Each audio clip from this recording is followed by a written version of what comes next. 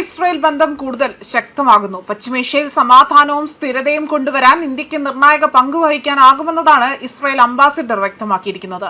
ഇന്ത്യയിലെ Israel ambassador റൂവർ അസറാണ് ഇക്കാര്യങ്ങൾ വ്യക്തമാക്കിയിരിക്കുന്നത്. മേഖലയ്ക്ക് ദീർഘകാല സ്ഥിരതയും സാമ്പത്തിക പുരോഗതിയും കൈവരിക്കാൻ ഇന്ത്യക്ക് വലിയ പങ്ക് വഹിക്കാൻ കഴിയുമെന്നും അദ്ദേഹം വ്യക്തമാക്കി.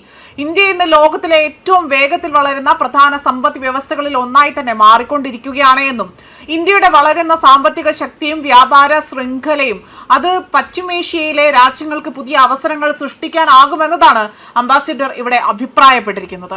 മേഖലയിൽ നിലനിൽക്കുന്ന സുരക്ഷാ വെല്ലുവിളിയും തീവ്രവാദ ഭീഷണികളും വികസനത്തിന് വലിയ തടസ്സമാണ് എന്നും അദ്ദേഹം ഇവിടെ ചൂണ്ടിക്കാണിക്കുന്നുണ്ട്. ഇത്തരം അസ്ഥിരത സൃഷ്ടിക്കുന്ന ഘടകങ്ങളെ നിയന്ത്രിക്കുവാനും സമാധാന അന്തരീക്ഷം ഉറപ്പാക്കുവാനും സാധിച്ചാൽ ഇന്ത്യയുടെ സാമ്പത്തിക വളർച്ചയുടെ നേട്ടങ്ങൾ പശ്ചിമേഷ്യൻ രാജ്യങ്ങൾക്കും ലഭിക്കുമെന്നതാണ് ഇവിടെ വ്യക്തമാക്കുന്നത്. അതോടൊപ്പം തന്നെ ഇന്ത്യയും പശ്ചിമേഷ്യൻ രാജ്യങ്ങളും തമ്മിലുള്ള വ്യാപാര ബന്ധങ്ങൾ കഴിഞ്ഞ വർഷങ്ങളിൽ ഗണ്യമായി തന്നെ വർദ്ധിച്ചിട്ടുണ്ട്. ഊർജം, അടിസ്ഥാന സൗകര്യ വികസനം, സാങ്കേതിക വിദ്യ, നിക്ഷേപം, ലോജിസ്റ്റിക് തുടങ്ങിയ മേഖലകളിൽ ഇന്ത്യയുടെ പങ്കാളിത്തം ശക്തിപ്പെടുകയാണ്. ഈ സാഹചര്യത്തിലാണ് ഇന്ത്യയിലെ മേഖലയുടെ ഭാവി സാമ്പത്തിക വളർച്ചയിലെ പ്രധാന പങ്കാളിയായി തന്നെ ഇസ്രായേൽ കണക്കാക്കുന്നത്. ഇന്ത്യയുടെ നയതന്ത്ര സമീപനം പ്രത്യേക ശ്രദ്ധ നേടുന്നുണ്ട്. വിവിധ രാജ്യങ്ങളുമായി തന്നെ ഒരേ സമയം സൗഹൃദ ബന്ധം നിലനിർത്തുകയും സംഘർഷ സാഹചര്യങ്ങളിൽ സംഭാഷണത്തിനും സമാധാന ശ്രമങ്ങൾക്കും പ്രാധാന്യം നൽകുകയും ചെയ്യുന്ന ഇന്ത്യയുടെ നിലപാടാകട്ടെ പശ്ചിമേഷ്യയിലെ പല രാജ്യങ്ങളും അനുകൂലമായി തന്നെ വിലയിരുത്തുന്നുണ്ട്.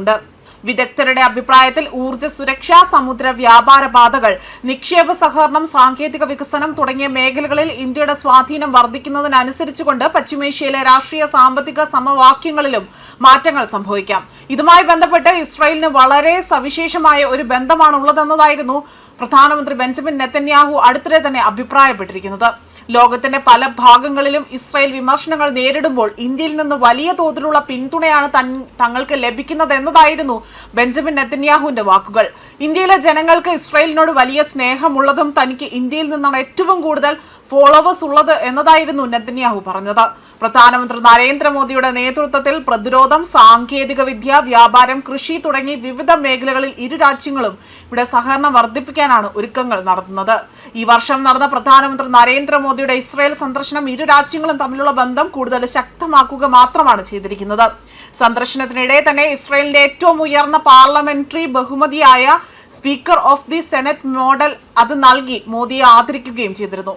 കൂടാതെ തന്നെ ഇസ്രായേൽ പ്രധാനമന്ത്രി തന്റെ ആദ്യകാല വ്യക്തി ജീവിതത്തിലെ ഇന്ത്യയുമായുള്ള ബന്ധത്തെക്കുറിച്ച് ഓർമ്മിപ്പിക്കുകയാണ് ചെയ്തിരിക്കുന്നത്.